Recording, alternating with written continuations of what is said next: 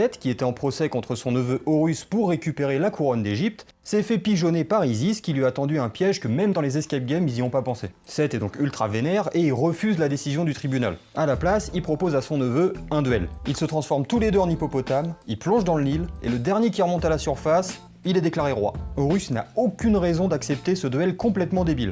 Donc il accepte. Du coup, ils se transforment tous les deux en hippo et ils se jettent à l'eau. Petit potam, Tessie et Timétam vivent sur un îlot entre la jungle et les étoiles, un vrai bonheur. Pendant leur duel, Isis essaye d'avantager son fils et lance un harpon dans l'eau pour piquer le derge de Seth. Mais pas de bol, elle atteint Horus qui hurle de douleur. En même temps, se prendre un harpon dans le fiac, et en plus par sa mère, ça fait pas plaisir. Voyant ça, Isis se dépêche de récupérer son harpon et elle le jette à nouveau. Cette fois, elle atteint bien Seth, mais celui-ci joue sur les sentiments de la déesse pour qu'elle le retire.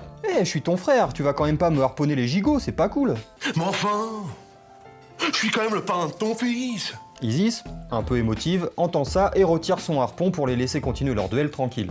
Mais après des mois d'apnée, aucun veut lâcher l'affaire. Seth propose alors un autre duel à Horus, une course de bateau. Le mec avait vraiment aucune imagination. Mais petite subtilité, le bateau devra être construit à partir d'un seul et unique bloc de pierre. Oui, de pierre. Horus accepte et Seth se précipite chercher un énorme monolithe dans lequel il creuse frénétiquement. Il construit un bateau gigantesque, ultra stylé, mais lourd sa mère. Horus, pendant ce temps, creuse une barque dans un tronc d'arbre et le recouvre de plâtre pour lui donner l'allure de la pierre. Oui, clairement, il gruge. Mais faut avouer que c'est bien pensé quand même. Évidemment, à peine son bateau mis à la flotte, Seth le voit couler à pic, et il est dégoûté.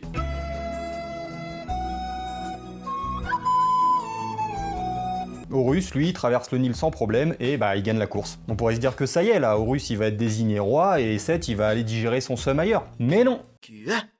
Pourquoi? Là, Horus il commence à en avoir plein le... Il en appelle à Osiris lui-même, son père assassiné par Seth justement. Ouais, niveau partialité on a vu mieux, mais bon, là Seth il cherche la merde. Osiris envoie alors une lettre, enfin un papyrus, pour donner son avis. Mais vous inquiétez pas, la lettre elle arrive vite. C'est pas un colissimo genre d'une semaine avec 2 avis de passage dans ta boîte aux lettres alors que t'étais chez toi. Et non, c'est pas du tout du vécu, non. Et je suis très calme. Bref, dans sa lettre, Osiris explique que pendant son règne, il a donné plein de trucs cool à l'humanité, qu'Horus est son fils légitime et tout et tout. Il ajoute que depuis que Seth fout le sbeul, tout n'est que tromperie, mensonge et que les hommes n'ont même plus confiance en leur dieu. Ce coup-ci, même Ré doit reconnaître que Seth a déconné et qu'Horus est peut-être moins fort que lui mais qu'il est beaucoup plus malin et qu'il mérite plus d'être roi. C'est moi Simba, c'est moi le roi du royaume animal. Horus est donc couronné et Seth est ligoté pour être amené devant Atum, le dieu créateur, afin de répondre de ses actes et d'être puni pour avoir cassé les de tout le monde. On l'oblige à reconnaître qu'Horus est bien le roi, ce qui le fait bien chier quand même, et on le punit à servir Ré dans sa barque pour l'éternité. Seth est donc réduit à son rôle de garde du corps, ce qui n'a rien d'infamant en soi, mais qui lui fout bien les boules. Depuis, dès lors qu'une tempête surgit ou que le tonnerre gronde, on raconte que c'est Seth, dans le ciel, qui laisse exploser sa rage et sa colère. Vous m'énervez! Je suis énervé là! Vous avez affaire